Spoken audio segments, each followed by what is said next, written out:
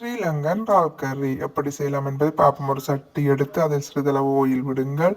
அதன் பின் வெங்காயம், பச்சை மிளகாய், கருவேப்பிலை எல்லாம் போட்டு வதக்கி விட்டு இறாலையும் 1/2 கிலோ இறால் எடுத்து சுத்தம் செய்து அதனையும் போட்டு நன்றாக வதக்குகிறேன். பாருங்கள், வதக்கிவிட்டு ஒரு தேவைக்கேற்ப 1 டீஸ்பூன் உப்பு போடுகிறேன்.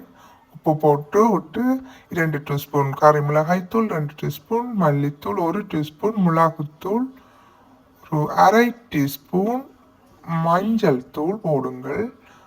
போட்டு நன்றாக மிக்ஸ் பண்ணுங்கள். கறியை மிக்ஸ் பண்ணிவிட்டு ஒரு சிறிதளவு பழப்பொடி எடுத்து கரைத்து அதனையும் நான் விடுகிறேன். பாருங்கள், அதன் பின் 1 கப் தேங்காய்ப்பால் எடுத்து விடுகிறேன்.